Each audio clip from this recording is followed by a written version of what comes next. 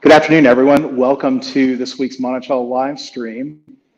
This week, we are, in fact, one day away, today, June 3rd, from the 239th anniversary of what was quite likely a real low point, certainly in Jefferson's political life. And so we're here in the parlor at Monticello, and I'm joined by Michael Kranish. A little bit about Michael in a moment. Michael is a longtime veteran reporter in Washington, D.C., currently and for the last several years with the Washington Post. And so most of Michael's day job, it's safe to say, is not about the Revolutionary War or Thomas Jefferson, but he wrote a fascinating book about Jefferson's tenure as governor called Flight from Monticello. So we're here today to talk a little bit about Michael's research and sort of the discoveries he made and understandings he gained about Jefferson and about important elements of the Revolutionary War, as well as the legacies of slavery and the war. So Michael, welcome. Thanks for being here. Tell us a little bit about how you got interested in this topic. What led you to it? Gary, thanks so much for having me here. It's such an honor to be back at Monticello. You helped me, your colleagues helped me tremendously when I was a fellow here at the International Center for Jefferson Studies, just down the shoulder of this mountain. And I was able to research this book. I really was interested in trying to understand the great conflicts behind our country. I was a reporter at the time in the Washington Bureau of the Boston Globe. I was writing a lot about issues that were roiling the country, just as today issues are roiling the country, that really were not resolved satisfactorily at all back in Jefferson's day. So I had read a lot of Civil War history. My parents had taken me to Monticello as a child, right here, bought me Fawn Brodie's biography of Thomas Jefferson, which I read. So I always had an interest, and I always thought maybe one day I'll come back to this subject. And I heard the story that Thomas Jefferson, nearly 5 years after he wrote the Declaration of Independence, was on the run from the British. I think when you're in grade school, you're taught that the revolution happened on July 4th and the fireworks went off and everything was great. And in fact, what happened was Jefferson was here at Monticello nearly 5 years later on the run. And I know that this was referenced in the book that I had read, but I just got more curious about that. And I thought, if I can better understand that, maybe I can better understand Jefferson and the deeper questions I had about the contradiction between, for example, when he wrote, "All men are created equal and yet owning slaves." So I saw this as a window, as sort of a historical thriller, if you will, to tell the larger story of American history at that time period in which I had a great deal of interest. Of course, as you said, a lot of it's lesser known. I mean, I think even just reading, when you look at, I was reading the other day, I think it was on Goodreads, right? Looking at reviews, what have other people said about the book? And one of the things that you see over and over is people saying, I didn't know anything about this. It's not as well known as kind of other aspects of the Revolutionary War or of Jefferson's career. So, giving us, even though I know it's really impossible to do justice to a book in a brief summary, but for anyone who hasn't read it, tell us a little bit, give us a little sense of what it's about. Well, the book is really about what Thomas Jefferson did as governor of Virginia. This is not the best known part of his career. Of course, he was president of the United States for 2 terms, wrote the Declaration of Independence, but his time as governor really was a definitive time. It's easy to go back and celebrate a great moment, but as you said, this was the low point of his career, and how a leader tackles one of the most difficult parts of his or her career really tells you a lot. And I've written about the most difficult challenges faced by presidential candidates of the day, as well as, in this case, an historical figure. So I really wanted to understand that, and Jefferson, as governor of Virginia, faced the greatest challenge. The revolution had gone on for several years, and the British saw Virginia basically as the arms supply depot to the South. They were fighting quite a lot of battles in South Carolina, for example. Those Continental troops would be resupplied by arms coming from Virginia. And there was a traitor to the American side, and he's well known in American history, Benedict Arnold. He had tried to capture West Point, perhaps even wanted to capture George Washington himself. That was not successful. He defected to the British, and when he did so, he came with a plan, and that plan was to invade Virginia. Jefferson and Arnold knew each other. Jefferson had actually called Benedict Arnold a fine sailor, a great patriot, and had admired what Arnold had done for the American side. And then when Benedict Arnold switched sides, it was dramatic. It could have changed the entire shape of the American Revolution. And Arnold's plan was to take an armada of 27 ships with 1,600 sailors, sail south to Virginia, invade Virginia, and that put Jefferson at risk, the arms here at risk, and the revolution at risk.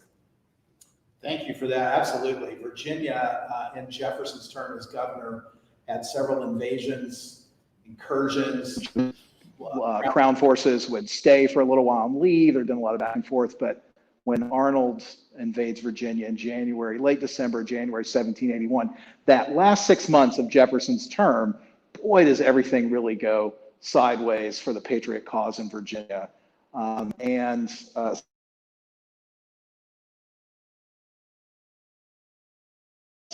militia for the defense of Virginia. He had a hard time, and this is a point worth emphasizing. So this state, Virginia, had its free white population, the only state that had more inhabitants as a free white inhabitant.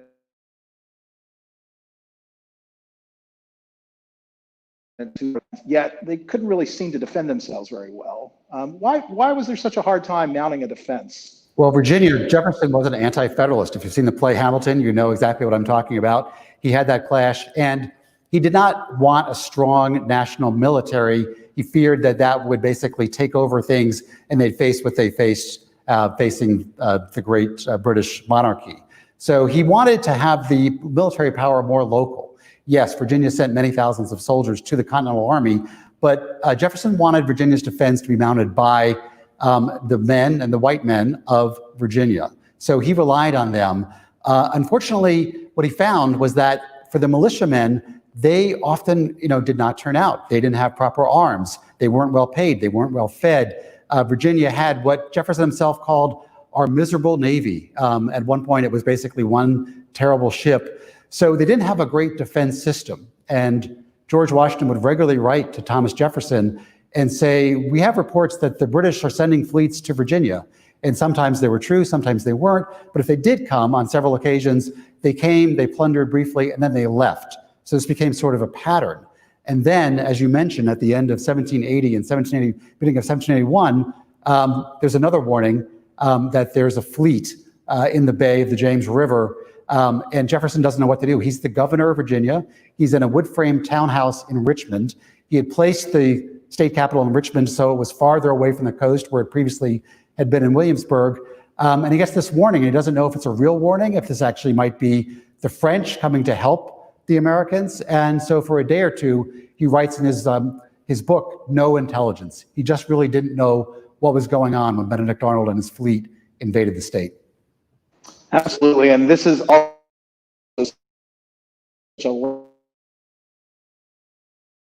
less said Benedict Arnold, who of course had been the hero of Saratoga. I mean, a very capable military commander. X to 1,700 troops. Arnold, he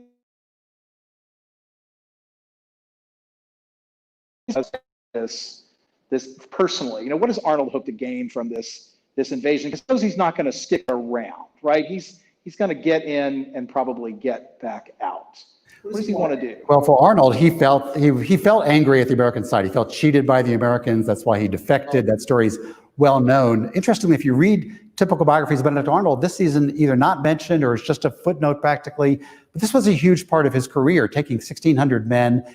He sailed into what he called a hard gale. The storms were so bad they had to throw horses and armaments overboard as they came down to Virginia. They sailed up the James River. Jefferson had wanted there to be a fort at a narrowing of the James River that could stop such an invasion at a place called Hood's Point. And this was a promontory where you could rain down fire on incoming ships. But the legislature, just like legislatures of today, they bickered, they didn't agree on funding. And so this was not a well-manned fort. There were maybe 90 militia people who were there. And when they saw the fleet of Benedict Arnold come to the James River, they fled. Arnold had free reign. He comes into Richmond, and the people of Richmond are aghast at this. They see this huge troops of British coming into the city, ascending the hills of Richmond, and they went right to the governor's house. Jefferson was there, and he quickly took flight from Richmond. I called the book Flight from Monticello, but a lot of the book is about his numerous flights, in fact, from Richmond. Absolutely. So that first invasion, Arnold's troops come into Richmond right up the main road. after putting some artillery along the heights at Church Hill, and they go right to the governor's house, which is, for everyone who knows, is basically at the site of the current executive mansion. That's where that house was located. And one of the accounts, interestingly, one of the accounts of this moment, there are many accounts of this invasion, different sources, but one comes from an enslaved man, or at the time, rather, beg your pardon, formerly enslaved man at Monticello named Isaac Granger.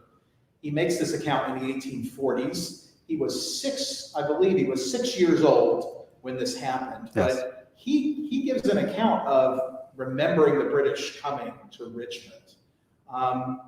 Can you say a little bit about his recollections of this event? Well, Isaac Granger, it's extraordinary. We see his portrait here at Monticello, so we have a sense of what one of these enslaved people from Monticello looked like. And Isaac at the time, as you said, in 1781, was 6 years old. But he remembered this vividly all those years later in the 1840s when he was interviewed by a newspaper person. And he recalled the British coming to the governor's house in Richmond. It very well might have been Benedict Arnold leading this group. Seems very likely that Arnold would have wanted to do this. And they came in, they ransacked the house. And the way Isaac told it was that within 10 minutes, there wasn't a white man left in Richmond. The militia, the folks in Richmond, they just fled. Isaac, other slaves were taken over by the British. At various points, slaves were promised freedom. Some got that, some didn't. But Isaac's is a very extraordinary eyewitness account, given that it comes from a person who was a slave of Jefferson's right at this crucial moment. And of course, no one at the time knew that the Battle of Yorktown would happen in October and end the way it ended, right? We tend to think about history backwards. None of that was guaranteed in January. And the fates of some of those enslaved people was very much bound up in that final battle at Yorktown. But before that, in June of 1781, of course, Jefferson is back here. The legislature is going to meet here in Charlottesville, downtown. Many of them at the Swan Tavern. And Virginia students learn in fourth grade Virginia history that someone who is sort of often called Paul Revere of Virginia, Jack Jewett, shows up here at Monticello and wakes Jefferson up early in the morning and tells him there are British troops on the road, in fact, very near to Monticello, and that he's arrived ahead of them to warn Jefferson. Can you tell us a little bit about Jewett and that ride? Right. Experience? I mean, it's an extraordinary ride. It's hard to understand why he's not as well known as Paul Revere. Paul Revere had a great poet tell his story, perhaps to embellish it, the Midnight Ride of Paul Revere. We've all heard that. But who's heard about the Midnight Ride of Jack Jewett, except if you were raised in Virginia, outside Virginia, and maybe a few other places? He's not as well known. The legislature had fled Richmond. Jefferson stayed behind to help keep his family safe, to look after some things in in Richmond. They eventually all came to Charlottesville. The reason they did was that they wanted to use an assembly at the Swan Tavern to call out more militia. The Swan Tavern was owned by Jack Jewett's father. So the Jewetts knew Thomas Jefferson very well. Jack Jewett had been 40 miles east or so of Monticello. He had seen British troops coming by. This was not Arnold, this was Bannister Talton, another British officer. And those troops, Jewett immediately realized, probably headed to Charlottesville and also to Monticello. Jefferson was the governor of the most powerful state in the United States, which was still not entirely independent. Obviously, he was at war, so he raced on his horse. Here's a man, he's 6'4", 220 pounds, wore a feather in his cap, considered himself one of the best riders in Virginia. By the moonlight, he rides through the brambles, up the mountain here to Monticello, and tells Jefferson, the British are coming. Doesn't maybe use those exact words like Paul Revere is said to, but that's essentially what he said. Jefferson is a man who was very calm in his countenance, didn't want to be easily disturbed. He didn't go crazy. He said later, in taking my flight, I stuffed in papers where I could. These were government records and so forth. Jefferson was not really qualified, as he would be the first to say, if you were sitting here with us, Gary, as I'm sure you would agree, a man qualified to be a military leader, which is what the state needed. He hadn't really conducted that in his life. He said, the line of my life hadn't prepared me for this moment. So he had legislative leaders here at Monticello, he had his family. He sent them away. He stayed around to try to get things in order, and he remained. Actually, in fact, it's even lesser known, even after Jewett warned him to leave, he stayed for a little longer. And then another person saw that Tarleton was coming here, and that person came to Jefferson and said, no, you really have to leave because they're just behind me. You've got to leave now. And Jefferson was still calm. He had a horse that he believed in. He believed he knew these byways better than anybody. And he took that horse and went by a certain mountain road to try to escape. Before he did that, of course, he went up to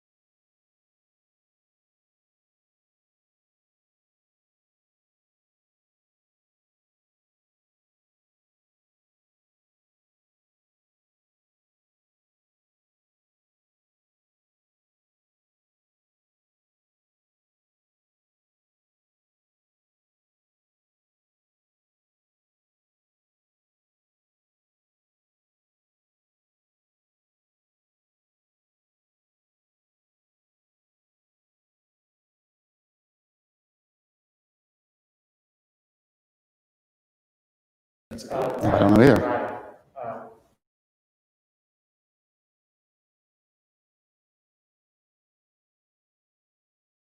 Oh, great, we're back. So I think when we had a break there, we were talking about Jewett arriving to warn Jefferson and to make an escape. And you, Michael, you did tell us something about that moment. Well, Jewett comes here. Jefferson had sent, he knew the British were coming in a way. He didn't think they would come necessarily to Monticello. He thought they might go only to Charlottesville.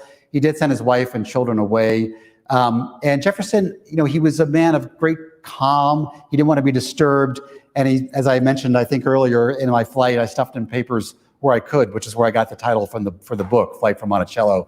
He did take flight. He did go up the mountain, the higher mountain here, Mont Alto, look down in the valley into Charlottesville, and eventually realized that there were British there. So he realized he had to flee. And only after a second person came to tell him to leave, he did take flight from Monticello. Great. Let's see, a question. Yeah, so here's a question that's come from a viewer that is one I think a great one to ask. So what would have happened to Jefferson if they caught him? What might have happened? Well, it's a great question. Jefferson came so close several times to being caught by the British. You can only imagine what a prize Jefferson would have been. He wasn't well known at this very moment as the author of the Declaration of Independence. He was known as the governor of the most powerful state in the United States. That was a very important capture. So quite likely he could have been taken to the Tower of London, held as a prisoner, used in an exchange perhaps, but it would have been quite a psychological blow to the Americans had Jefferson been caught by the British. Absolutely. Of course, there were members of the Congress captured by the British. Henry Lawrence spent a great deal of time in the Tower. Yeah. So we have examples. We know he was exchanged for Cornwallis, actually. Henry Lawrence was. For all you Hamilton fans, that's the father of John Lawrence.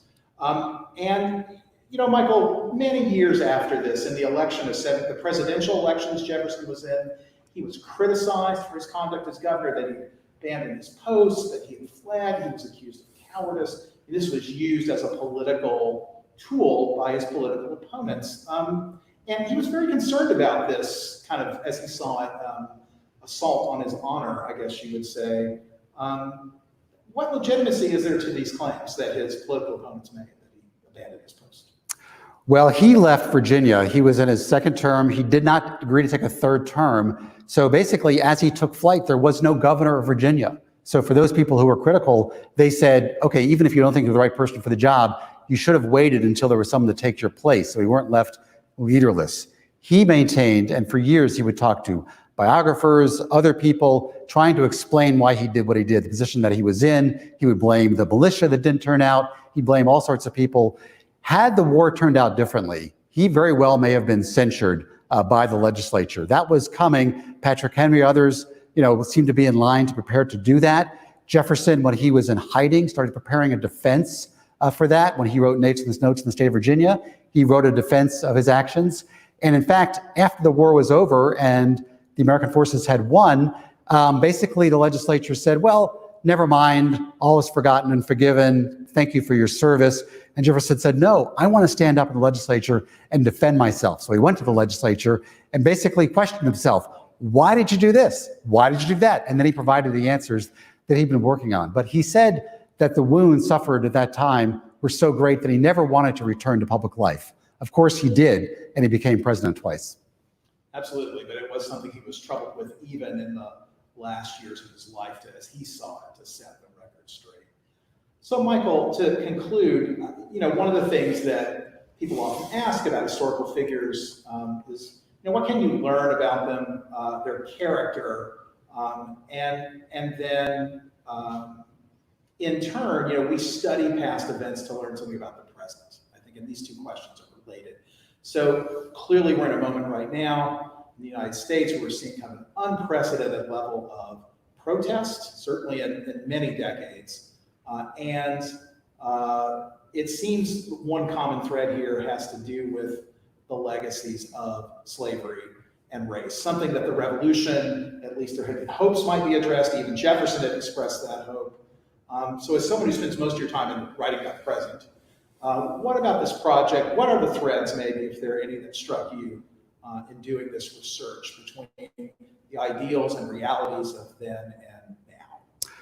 Well, it's a great question, and something I thought about a lot when I started doing this book, even for the current moment, because there have been protests for so long. Certainly, Jefferson would have approved the idea of protest because he was a protester and leading the revolution, I suppose. But the issue of slavery, when you talk to protesters today and leaders and activists, they will often point and say the original sin of the founding of this country was slavery, allowing it to continue. Jefferson was one of those responsible for this. There were moments in his life when he could have done something that might have entirely changed history. For example, relevant to my book, there was a moment at which Virginia was so desperate, some people said, why don't we free your slaves? The militia's not turning out. The slaves can come on our side, fight for our freedom and their freedom, and we'll live up to the actual principles we stated in the Declaration of Independence. And Jefferson said, no, we can't do that. He did not want to give up his slaves. So it is a legacy that we still deal with today. He said that he wanted, he said sort of abstractly that he hoped we could deal with it. He didn't himself. He said the next generation has to deal with it. The next generation, of course, fought a civil war over it, and it's still a legacy that we deal with today. So my view is that we need to understand the conflicts that were there at the founding of our country, that were not resolved in the founding of our country, and that are still there today, and that we are still dealing with. And understand that, you have to understand the conflicts behind the man who lived in this building, Thomas Jefferson. Terrific. I'll ask one final question from a guest, from a viewer. And actually, a couple of questions are along this line. So what happened to Jefferson's family as a result of this invasion? We've mentioned that of course, his wife, Martha, is still living at this point, Yeah. And they have 3 young daughters. What happens to them? Well, it's something I wanted to spend a lot of time on. Jefferson wrote 19,000 letters in his life, received many more. Unfortunately, he destroyed the letters to and from his wife, Martha. Martha was sent away with the children just before Jefferson took flight, and I describe in great detail in the book and had great fun retracing the route that Jefferson took to flee the British. You can go over dirt roads and so forth in Virginia to recreate that yourself.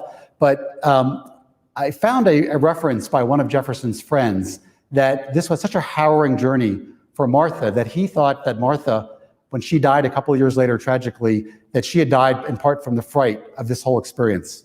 When I found that letter here at the International Center for Jefferson Studies just down the road, in a letter from someone who was writing about what happened in these days, I had not seen that before, and it really hit me.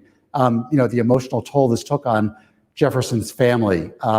Jefferson had promised his wife he would never remarry. Of course, the Monticello scholars say that he had a relationship and children with Sally Hemings, one of his slaves.